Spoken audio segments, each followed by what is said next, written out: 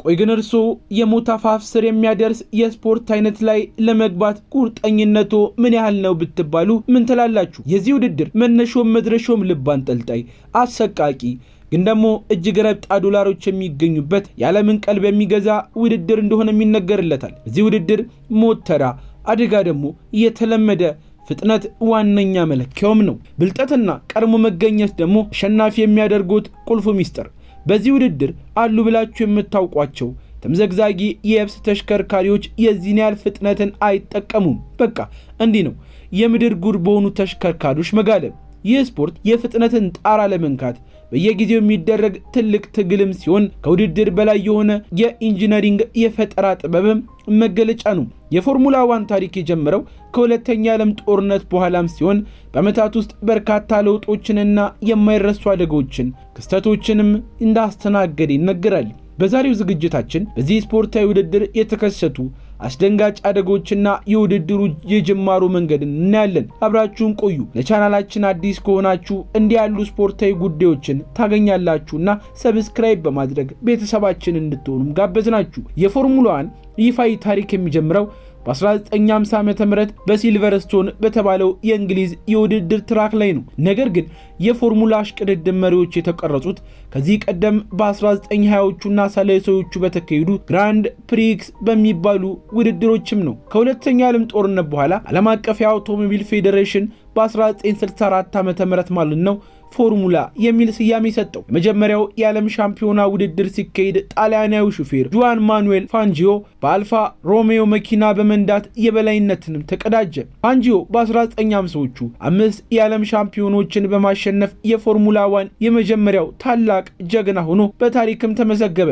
ከ1960ዎቹ ጀምሮ ፎርሙላ 1 በአዳዲስ ቴክኖሎጂዎች ታጅቦን ብቅ አለ። በሎተስ ቡድን መሪነት ሞተሩ ከመቀመጫው ጀርባ እንዲሆን አዳዲስና ወሳኝ ፈጠራዎችንም በማካተት መኪኖቹ የበለጠ ፈጣንና ቀልጣፋ እንዲሆኑም አደረጓቸው። ሆኖም ግን ፍጥነት ከፍ ባለ ቁጥር አደጋም እየጨመረ መምጣቱም ታወቀ። በ1960ዎቹና 70ዎቹ የነበሩት ውድድሮችም በተደጋጋሚ ለሞት የሚዳርጉ አደጋዎች ይታይባቸውም ነበር። የፎርሙላ 1 ታሪክ በታላላቅ ሹፌሮች የተሞላ ሲሆን በ1980ዎቹና 90ዎቹ የብራዚላዊው ታሪክ ሁሌም የሚያነሳው አይርተን ሴና እንደዚሁም ፈረንሳዩ አላይን ፕሮስት የየዘመናቸውን እጅግ ተፎካካሪና ስሜት ቀስቃሽ ፍልሚያዎችንም አሳይቷል። የሴና ድንገተኛ ሞት በ1994 ዓ.ም ስፖርቱን ለጊዜው ቢያናገውም መኪናዎችን ደህንነት የበለጠ ለማጠናከር ግን ትልቅ መነሳሳት ሆነ። ታዲያ በዚህ ፎርሙላ 1 ውድድር ላይ እጅግ አስከፊ አደጋዎች የተከሰቱባቸው አጋጣሚዎችም አይዘነጉም። ከነዚያ ውስጥ ደግሞ የብራዚል ድምቀት የ3 ጊዜ ዓለም ሻምፒዮን የነበረው አይርተን ሴና በሳን ማሪኖ ግራንድ ፕሪክስ ውድድር ላይ በታምቡሬሎ ጥምዝ መንገድ ላይ ካቀም በላይ በሆነ ፍጥነት ከትራክ ወጥቶ የተፈጠረውን አደጋ ማንም እንዴትም ዛሬም ድረስ የማይረሳው ሆነ። ይህ ክስተት በዘመናዊ ፎርሙላ 1 ታሪክ ውስጥ እጅግ በጣም አሳዛኝ አደጋ የተሰማበትም ቀን ሆነ። ከመሞቱ በፊት ባለው ቀን ሮላንድ ራትዘንበርግ በተመሳሳይ ውድድር ላይ መሞቱ ደግሞ ያደገው ክብደት እጅጉን አብሶታል።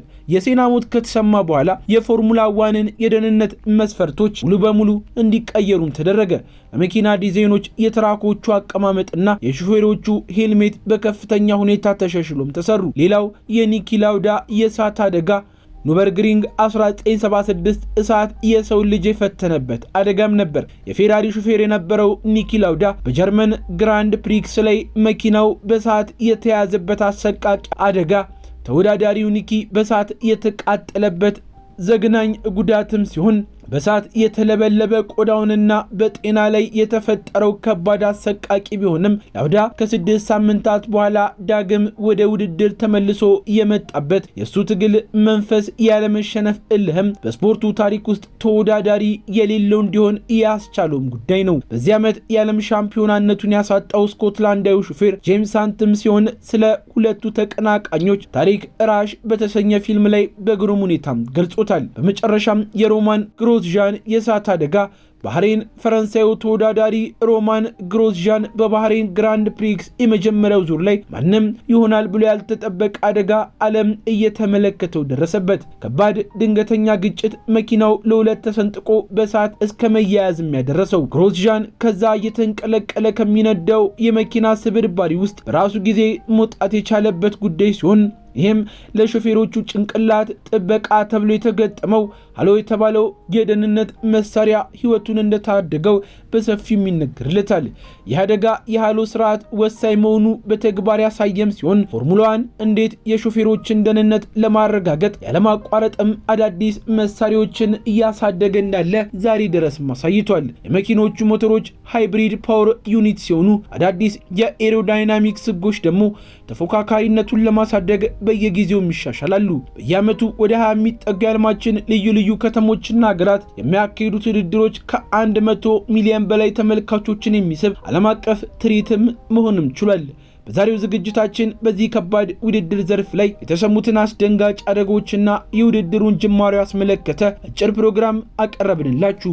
ለቻናላችን አዲስና እንግዳም ከሆናችሁ ሰብስክራይብ በማድረግ ቤተሰባችን እንድትሆኑም ጋበዝናችሁ።